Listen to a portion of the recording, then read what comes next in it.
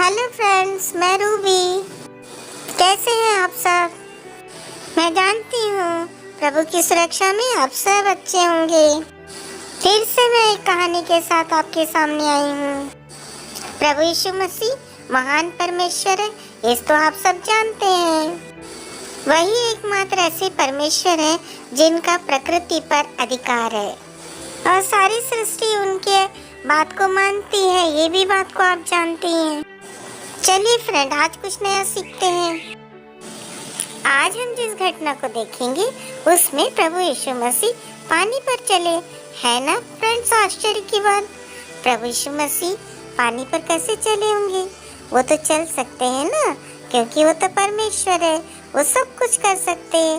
पानी को उन्होंने बनाया है, पानी पर उनका अधिकार है।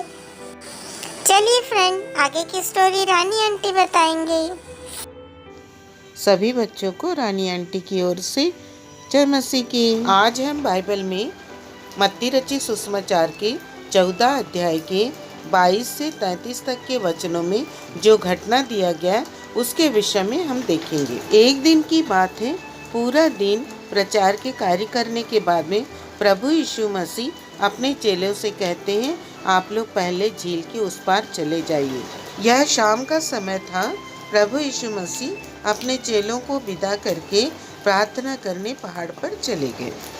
बच्चों, बाइबल में प्रभु यीशु मसीह के बारे में लिखा है, वह बार बार प्रार्थना करने के लिए भीड़ से अलग होकर एकांत में जाते थे। हाँ बच्चों, आप भी अकेले में प्रार्थना करने का नियम बना लीजिए और उसे ज़रूर पूरा कीजिए।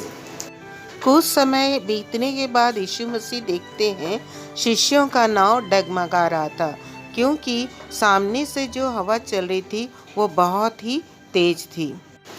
बच्चों, इसी अध्याय के 25वें पद पर लिखा हुआ है, और यीशु रात के चौथे पहर झील पर चलते हुए उनके पास आया।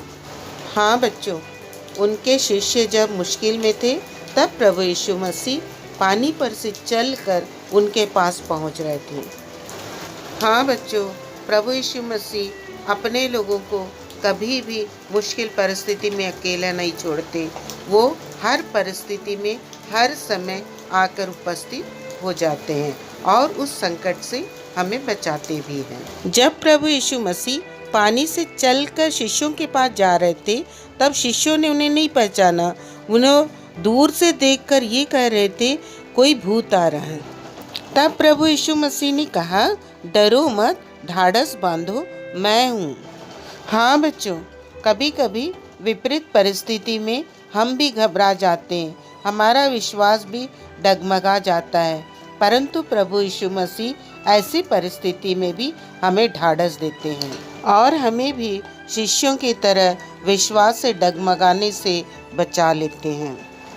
जब प्रभु यीशु मसीह कुछ नज़दीक आए तब शिष्यों ने उन्हें पहचान लिया, और जब यीशु मसीह ने कहा मैं हूँ, तब प्रभु यीशु मसीह का शिष्य पतरस एकदम खुश हो गया और प्रभु यीशु मसीह से कहने लगा, प्रभु यदि आप हैं तो मुझे भी पानी में चलने के लिए आज्ञा दीजिए। तब प्रभु यीशु मसीह ने उससे कहा, आ जा। पता है बच्चों, बाइबल में लिखा हुआ है, पतरस नाव से उतरकर पानी में चलने लगा। बच्चों, इस भाग को आप लोग जरूर बाइबल में से निकाल के पढ़िएगा, तो आप लोग को और भी अच्छे से समझ में आएगा। पतरस बहुत खुश था कि वह पानी पर चल पा रहा है ना, बहुत आश्चर्य की बात। हाँ बच्चों, जो प्रभु पर पतरस की तरह सहजता से विश्वास करता है और कुछ करने को कहता है, तो प्रभु इससे भी बढ़कर हमारे साथ कर सकते हैं। परंतु बच्चों, यहाँ पर एक और घटना हो गई। जब पतरस पानी पर चल रहा था, प्रभु यीशु मसीह को देखकर खुश हो रहा था, वहाँ तक तो ठीक था, परंतु वह जब एक बार हवा जो चल रही थी उसे देखा तो वह घबरा गया और पानी में डूबने लगा। हाँ बच्चों, जब हमारा विश्वास प्रभु से हटकर संसार की ओर हो जाता है या कोई मुश्किल में हम घबराने लगते हैं, तो इसी प्रकार से हम विश्वास में डगमगा जाते हैं। बच्चों, बाइबल में पतरस के लिए लिखा है, प्रभु यीशु मसीह ने तुरंत हाथ बढ़ाकर उसे थाम लिया। हाँ बच्चों, हम सबको प्रेम करने वाला परमेश्वर हमेशा हमें थाम लेते हैं। इस घटना के पश्चात जब प्रभु यीशु मसीह नाव पर आए, तब चेलों ने झुककर दंडवत किया और प्रभु यीशु मसीह से कहा, सचमुच में तू ही परमेश्वर का पुत्र है। हाँ बच्चों, प्रभु यीशु मसीह ही सच्चे और जीवित परमेश्वर है, जो प्रकृति को बनाए हैं और उस प्रकृति पर अधिकार को भी रखते हैं। गॉड ब्लेस यू बच्चों। प्रभु के बड़े नाम की स्तुति हो। हेलो फ्रेंड, कितना अच्छा बात हमें सीखने को मिला ना। आप लोग को आज की स्टोरी कैसे लगी, आप लोग जरूर नीचे कमेंट बॉक्स में लिखिए। फ्रेंड्स, इस प्रकार की और भी स्टोरी देखने के लिए नीचे डिस्क्रिप्शन बॉक्स में लिंक दिया गया है, आप लोग उसे देखिए। हम और भी स्टोरीज आपके लिए लाते रहेंगे। उसे देखने के लिए आप इस चैनल को सब्सक्राइब करके बेल आइकन को दबा दीजिए। Okay friends, bye.